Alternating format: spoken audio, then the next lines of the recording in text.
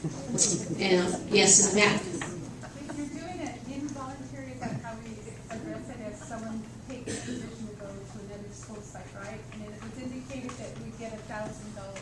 But then what I'm understanding now is that only if you do the RSP program will you get the $1,000. Now it's no longer you're getting the $1,000.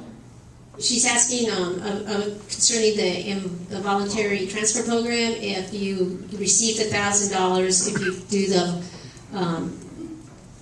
the RSP internship program, or do you receive $1,000 if you are moved? It's you signed up. The program was brought to you as you sign up, you volunteer to transfer. You will receive $1,000. It has nothing to do with the internship program.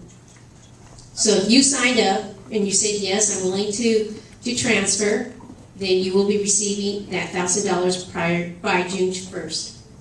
I understand the question a little different because I think we've spoken to a couple of people. Some people volunteered to transfer for purposes other than becoming special education teachers, and they received offers towards special education teachers. So the question is, if you had no desire to be a special education teacher, maybe you had units towards social studies, or language arts, would you still get the $1,000 even if you declined special education?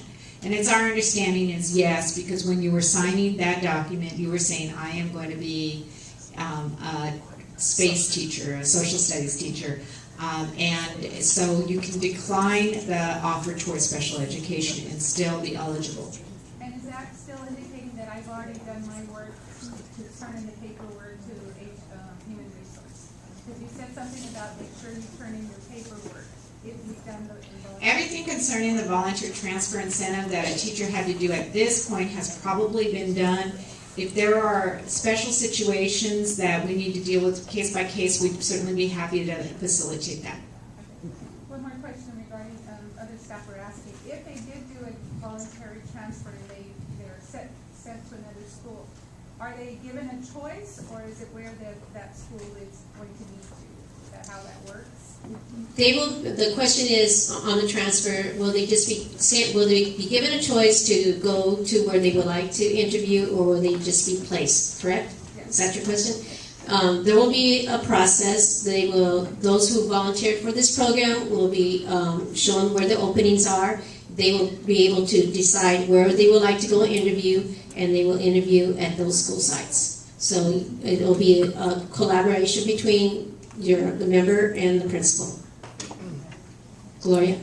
Oh, I just wanted to say, I don't know whose idea it was to add in the no more than 2.5 hours that we spent in meetings on that one day, but thank you. Yeah. It's a fabulous idea. I know it's about free money, and all the questions that we're giving you guys probably feel like they're against the wall, but thank you. That's a fabulous idea, and kudos to you. Okay. Thank you, Gloria. You're welcome. Gloria was just sharing, in case you didn't hear, that she thanked the bargaining team for eliminating 2.5 hours of paperwork. Yes? I have a question regarding the temporary contract teachers. At one point we heard that all temporary contract teachers would be let go.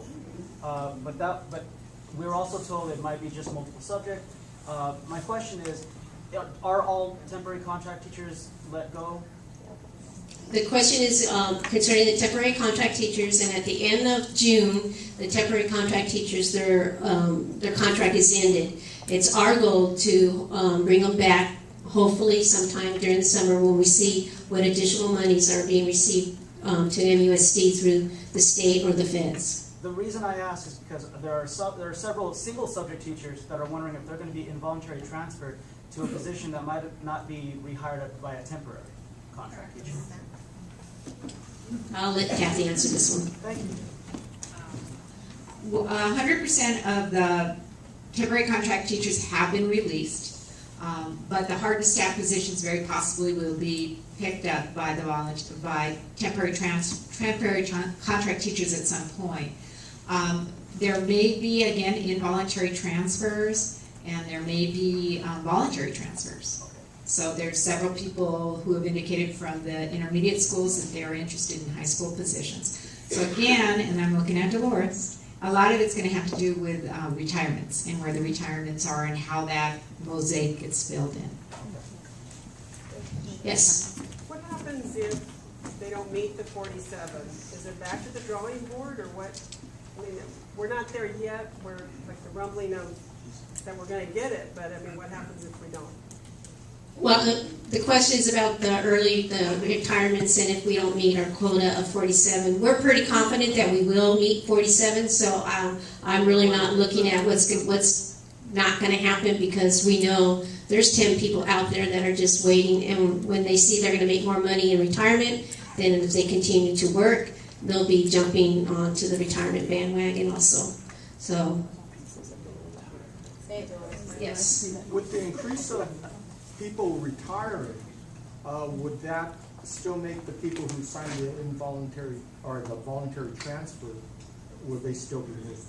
Yes, because we haven't hit our number yet. We still need 10 more members, 10 more retirees to submit their paperwork and say, yes, we're going. So we're still below the number. Oh, we're below the. We're at 37. We're at 37, and we need 47. So, Ben. What about TOSAs? You're asking about teachers on special assignments. What about them? Are they going to be cut, or what are we looking at? At this time, there are no RIFs. So TOSAs, their positions are wherever they're at this time.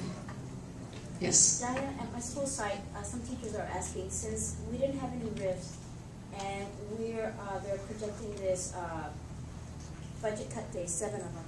Some teachers don't understand why we still need to have 33 kids. Why is that?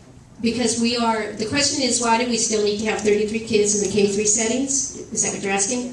Because we are in a declining enrollment, and since the district is moving to not fund CSR, that the increase of students in the classroom means less teachers. So that came out to 99 multiple subject teachers. So we're increasing, the district is increasing the class size from 24.7 to 32, 33. So that means, every 7 students is will make up a teacher, one less teacher. So we're going to have extra teachers because we're not lifting anybody. No, we won't have extra teachers because through attrition. The question is, are we going to have extra teachers? But we're not, because we have we're filling those 99 teachers, those 99 RIF notices that they go out, and plugging them into the different subjects or sites where the retirees are leaving, and so that's how it's getting filled. It's a mosaic. So as the retirees go, the district is looking at the credentials, and they'll be plugging people. Yes. When we talk about the district offering to help people get their RSP credential work on it through the Cal State system, did we mean through the Cal State system or only with Cal State LA? Right now they have a deal with Cal State LA, and they extended the enrollment until, I believe the question